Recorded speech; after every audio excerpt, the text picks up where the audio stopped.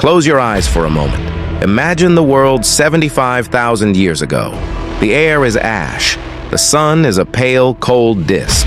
A volcanic winter has gripped the planet. Food is scarce. You are not the apex predator. You are prey. Your entire species has been reduced to a few thousand souls, huddled in small, desperate bands across Africa. You are on the brink. Extinction is not a concept. It is a cold, daily reality. This is our story. The story of how we almost didn't make it. How against every possible odd, a handful of struggling apes not only survived, but began a journey that would conquer the globe. This is the story of how our greatest hardships forced us to mend our ways, and in doing so became the very core of what it means to be human today. We were pushed to the brink. But in that pressure cooker of extinction, something incredible happened. Our greatest struggles didn't break us. They forged us. They forced us to mend our very way of life, and built the foundation of the modern world. The first test was the world itself. This wasn't a stable paradise. It was a chaotic, brutal roller coaster. Climate shifts could turn a forest into a desert in a generation. The food they ate one year was gone the next. Instinct alone was a death sentence. How did we mend? The only way to survive was to outthink the environment. This pressure selected for intelligence, problem solving, and behavioral flexibility. We learned to read the environment, predict animal movements, and adapt our tools. What did that give us today? Adaptability. The core of human success isn't being the strongest, but being the most adaptable. This is why we can live in deserts, Arctic circles, and space stations. If the environment didn't get you, the locals would. For millions of years, we were not the hunters. We were the hunted. Imagine the terror. Lions, hyenas, giant eagles. We were slow, weak, and had no claws or sharp teeth. Night was a time of pure dread. How did we mend? We couldn't evolve claws, so we evolved strategy.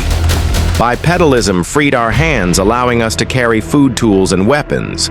We threw things. The development of projectile weapons meant we could fight from a distance. This required incredible brain power for physics calculation and coordination.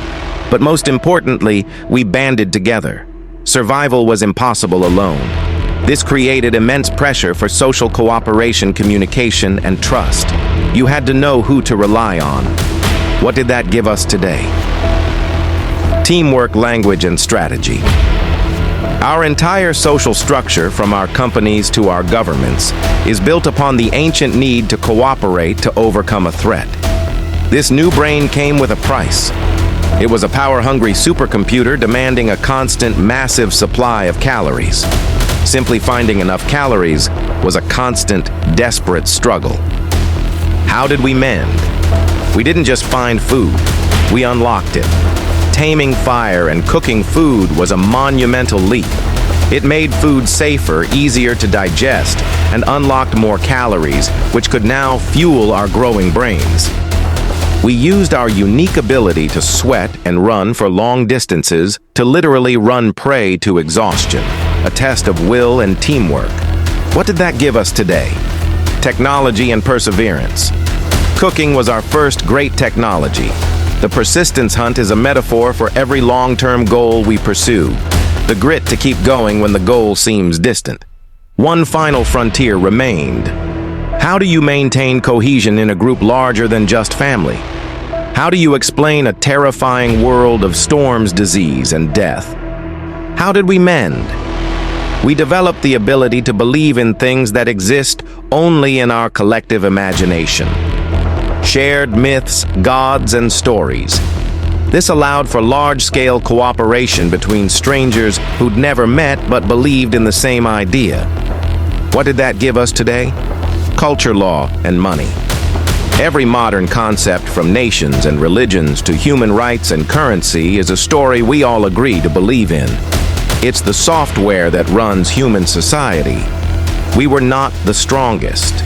We were not the fastest. We began on the brink, but we were the most adaptable, the most cooperative, the most ingenious. We were the ones who could turn our greatest weaknesses into our most profound strengths. The story of humanity is not a story of perfection. It is a story of mending, of learning, of adapting. It is the greatest story ever told. The story of us.